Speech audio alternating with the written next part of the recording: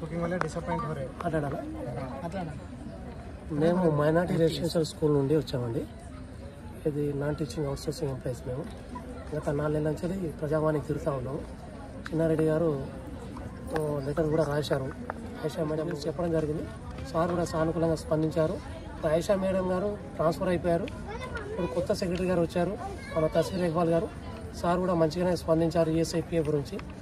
ఇప్పుడు మళ్ళీ చిన్నారెడ్డి గారికి వచ్చి కలిసాము. మేము ఆ సమస్యలు చెప్పుకున్నాము. PRC కూడా ఇవ్వాలి.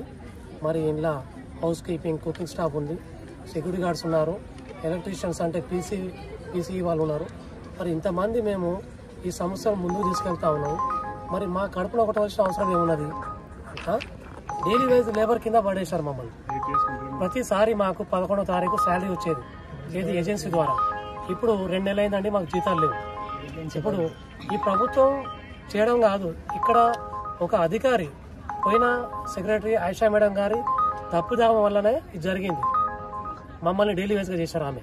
కానీ ప్రభుత్వం చేసిందని ఈ ప్రభుత్వాన్ని మేము నిందించట్లేదు. అందుకే చిన్నారెడ్డి గారు ఏమన్నారు అంటే, సెక్రటరీ గారికి లెటర్ రాశారు, మరి వీళ్ళ సమస్యలు ఏమున్నాయి పరిష్కరించండి అని రాశారు. మేము సెక్రటరీ వెళ్తున్నాము, సెక్రటరీ గారిని కలవనికి. గత 8 సంవత్సరాల నుంచి పని చేస్తున్నామండి. ఈ ఉద్యోగాన్ని నమ్ముకొని మా జీతాలు కూడా పెంచలేదు, ₹1 పెంచలేదు. అందరికి పెంచారు, ఓఎస్కు పెంచారు, DOకు పెంచారు, నర్సుకు పెంచారు. కానీ ఇక్కడ ఎలక్ట్రీషియన్ కు పెంచలేదు. హౌస్ అందరు వచ్చారండి. ఇది 33 జిల్లాలకు సంబంధించిన సమస్య ఇది. ఇంకోటి ఏంటంటే ESIPF అందరికి వస్తున్నది. మామూలుగా ఏ డిపార్ట్మెంట్లో తీయలేదు, మా డిపార్ట్మెంట్లో తీసేశారు. అది ఆయిషా మసరత్ మేడమే తీశారు. అది ప్రభుత్వం తప్పిదం కాదు, ప్రభుత్వానికి ఏం తెలియదంట. ఇది ఈమె ఎందుకు తీసింది కూడా ప్రభుత్వానికి ఇంతవరకు ఏం నివేదిక ఇవ్వలేదు. కాబట్టి ఇప్పుడు ఇవ్వాలని చెప్తే మన చిన్నారెడ్డి గారు సానుకూలంగా స్పందించారు.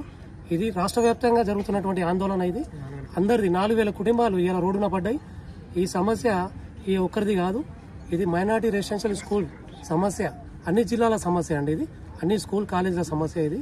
కాబట్టి ఈ పోస్టులు శాంక్షన్ పోస్టులు చేయాలని చెప్పి మేము సీఎం గారిని విజ్ఞప్తి చేస్తా ఉన్నాం. మరి చిన్నారెడ్డి గారు కూడా విజ్ఞప్తి చేశాము. మరి ముందు మీరు మీ అర్జీ ఇచ్చారా అండి ఎవరికన్నా నాయకులకి? ఈ రోజు ఎవరు తీసుకున్నారు? మరి చిన్నారెడ్డి గారు తీసుకున్నారు. అర్జీ ఇచ్చాము, 4 సార్లు కూడా ఇచ్చాము.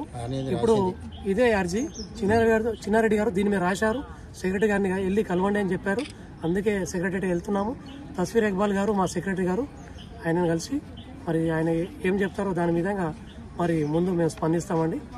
భవిష్యత్తులో కూడా మరి మా కార్యాచరణ ఉంటది. ఆందోళన జరిగే అవకాశం కూడా ఉన్నది. కార్యాచరణ ముందు మేము తీసుకెళ్తాం. ఎందుకంటే ఇది మా స్టేట్ కమిటీ ద్వారా మేము విజ్ఞప్తి చేస్తున్నాం. మీడియా ద్వారా మీడియా మిత్రులందరికీ మా విజ్ఞప్తి ఇది ఈ ప్రభుత్వం దృష్టికి తీసుకెళ్తారని చెప్పి మీ అందరికీ విజ్ఞప్తి చేసుకుంటున్నాం. మా అందరి తరఫున మీ అందరికీ ధన్యవాదాలు చెప్తున్నాం.